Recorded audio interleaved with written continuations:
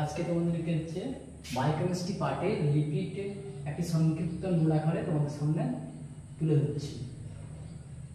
চলো শুরু করা যাক। তাহলে লিপিড কি? লিপিড হচ্ছে একটি ফ্যাটি অ্যাসিড আর হচ্ছে ট্রাই ফ্যাটি অ্যাসিড এবং গ্লিসারলের হচ্ছে আম্লিক মাধ্যমে যদি ফ্যাটি অ্যাসিড এবং হচ্ছে গ্লিসারল যদি বিক্রিয়া করে তখন হচ্ছে কি ট্রাইগ্লিসারাইড উৎপন্ন হবে। মেইনলি কি হয় না, লিপিডের মধ্যে এস্টার বন্ড থাকে, ঠিক আছে?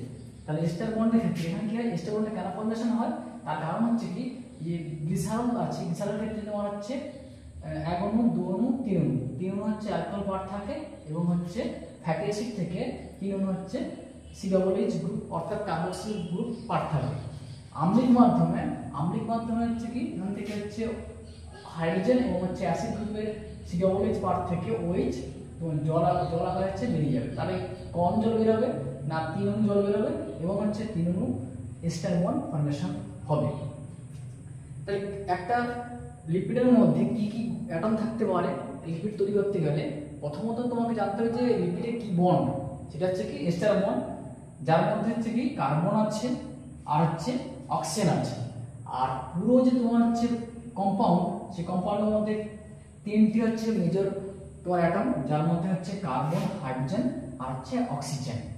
এবার হচ্ছে কি ক্লাসিফিকেশন বা প্রকারভেদ যদি বলি, তাহলে লিপিড হচ্ছে 3 প্রকার। একটা হচ্ছে কি হচ্ছে সিম্পল লিপিড, সরল লিপিড যাকে বলা হয়, কম্পাউন্ড লিপিড যাকে বলা হয় হচ্ছে যৌগিক লিপিড, আর ডিরাইভড লিপিড যাকে বলা হচ্ছে লব্ধ লিপিড। তাহলে সিম্পল বা সরল লিপিডটা এটা মেনলি হচ্ছে কি ফ্যাটি অ্যাসিড আর হচ্ছে অ্যালকোহলের বিক্রিয়াতে উৎপন্ন হবে, আর যার মধ্যে হচ্ছে কি ক্লাসিফিকেশনের মধ্যে থাকতে পারে না ট্রাইগ্লিসারাইড আর হচ্ছে ওয়াক্স মানে হচ্ছে মোম। যেমন বলতে পারি হচ্ছে প্রাণীজ, তোমার হচ্ছে প্রাণীজ থেকে পেতে পারি মোম, কিংবা উদ্ভিজ্জ প্ল্যান্ট তোমার হচ্ছে ওয়াক্স থেকে পেতে পারি, কিংবা তোমার হচ্ছে মানে মৌমাছি মধু থেকে পেতে পারি বি ওয়াক্স। আর কম্পাউন্ড হচ্ছে কি, এটা হচ্ছে ফ্যাটি অ্যাসিড, অ্যালকোহল আর অ্যাডিশনাল গ্রুপ, অর্থাৎ কি প্রোটিন থাকতে পারে, ফসফেট গ্রুপ থাকতে পারে আর শর্করা অর্থাৎ কার্বোহাইড্রেট পার্ট থাকতে পারে। তাহলে এই 3টা পার্ট একত্রে কি পেতে পারি কম্পাউন্ড লিপিড, যার প্রকারভেদ কি আছে অর্থাৎ ফসফোলিপিড, গ্লাইকোলিপিড আর হচ্ছে লাইপোপ্রোটিন। এবার লাইপোপ্রোটিনের মধ্যে কি থাকছে VL, DL, LDL, HDL। এবার এক্ষেত্রে যে HDL এটা হচ্ছে গুড লিপিড, এটার পরিমাণ তোমার হচ্ছে শরীরের মধ্যে তত এফেক্ট ফেলায় না, কিন্তু এই যে LDL এর পরিমাণ কিন্তু বেড়ে গেলে কিন্তু শরীরে কিন্তু বিভিন্ন দিক থেকে এফেক্ট আসতে পারে। মেনলি কি হয়, এই ফ্যাটি অ্যাসিডের পরিমাণ বা তোমার হচ্ছে এই কোলেস্টেরল শরীরের মধ্যে যদি তোমার হচ্ছে কোলেস্টেরল বেড়ে যায়, তখন হচ্ছে কি ব্লাড যে ফ্লো, রক্ত প্রবাহটা নিয়মাফিক ভাবে হয় না, এবং কি তখন কি হয় মেনলি দেখা যায় কি যে ব্লাড ভেসেল থাকে, সেই ভেসেলের গায়ে হচ্ছে কোলেস্টেরল জমা হতে থাকে। তখন হচ্ছে কি রক্তের মাধ্যমে মিলে হচ্ছে হিমোগ্লোবিন প্রবাহিত হয়, আর হিমোগ্লোবিনের কাজ কি না অক্সিজেনটাকে তোমার হচ্ছে ট্রান্সপোর্ট করা। তাহলে যদি ব্লাড ভেসেলের মধ্যে তোমার হচ্ছে কোলেস্টেরল যদি জমা হয়ে যায়, তখন কি হচ্ছে ব্লাড যে তোমার হচ্ছে সার্কুলেশন সেটা কিন্তু নিয়মাফিক হবে না। তখন যদি ব্লাড সার্কুলেশন না ঠিকঠাক হয়, তাহলে হার্টের কি হচ্ছে হার্টের অর্থাৎ হৃৎপিণ্ডে তোমার রক্ত সংবহন এটা কি হচ্ছে নিয়মাফিক ঘটবে না। তাহলে সিস্টোল ডায়াস্টোল কি হবে, অনিয়মিত ঘটবে। তাহলে যাদের ক্ষেত্রে হচ্ছে কি কোলেস্টেরল মাত্রা বেড়ে যায়, তাদের ক্ষেত্রে কি হচ্ছে মাঝে মাঝে হঠাৎ করে তোমার হচ্ছে হার্টের অর্থাৎ বুকে হচ্ছে পেন অর্থাৎ বুকে যন্ত্রণা হয়, হুড়হুড় করতে থাকে। এবার হচ্ছে স্টেরয়েড হচ্ছে কি স্টেরয়েড উদাহরণ দিতে পারে না হচ্ছে কোলেস্টেরল, ঠিক আছে? এরপর কি থাকতে পারে তোমার হচ্ছে কোলেস্টেরল হচ্ছে স্ট্রাকচার। তাহলে স্ট্রাকচার দেখলে বুঝতে পারবে যে কেমন কোলেস্টেরল। তাহলে কোলেস্টেরল হচ্ছে কি একটি ডিরাইভ তোমার হচ্ছে লিপিডের উদাহরণ, এটা হচ্ছে স্টেরয়েড ধর্মী।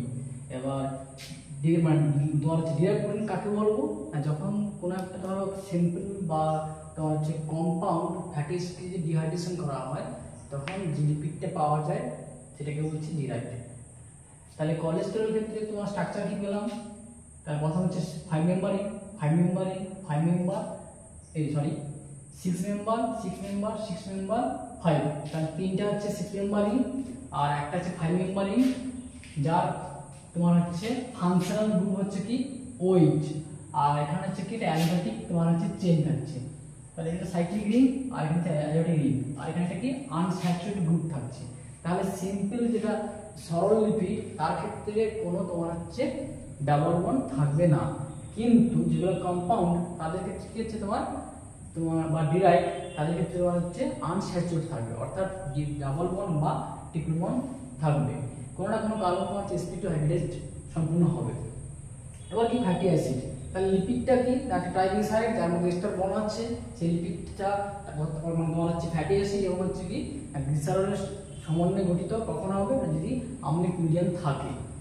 এবার ফ্যাটি অ্যাসিডের ক্ষেত্রে হচ্ছে কি দুটো আছে, একটা স্যাচুরেটেড ফ্যাটি অ্যাসিড সম্পৃক্ত ফ্যাটি অ্যাসিড আর আনস্যাচুরেটেড ফ্যাটি অ্যাসিড অসম্পৃক্ত ফ্যাটি অ্যাসিড।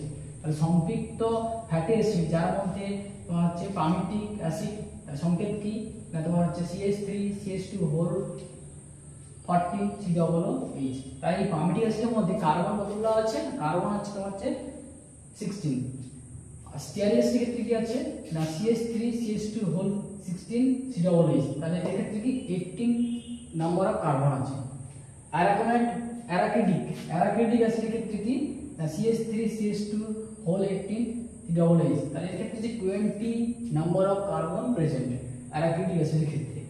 আর আনস্যাচুরেটেড ফ্যাটি অ্যাসিড কাকে বলবো, যে সমস্ত ফ্যাটি অ্যাসিডের ক্ষেত্রে অসম্পৃক্ত বা আনস্যাচুরেটেড তোমার হচ্ছে বন্ড থাকবে, কার্বন কার্বন বন্ডটা হয় ডাবল বন্ড না হলে ট্রিপল বন্ড দ্বারা তোমার হচ্ছে যুক্ত থাকবে। এবার এই আনস্যাচুরেটেড ফ্যাটি অ্যাসিড তোমার অলিক অ্যাসিড আছে, তার সংকেত কি CH3 CH2 whole 7 CH11CH CH2 whole 7 COOH। তাহলে দেখো ক্ষেত্রে কার্বন কার্বন কি অলরেডি কি ডাবল বন্ড আছে, মানে কি আনস্যাচুরেটেড। লিনোলিক অ্যাসিড এটা হচ্ছে কি না হচ্ছে আনস্যাচুরেটেড ফ্যাটি অ্যাসিডের উদাহরণ।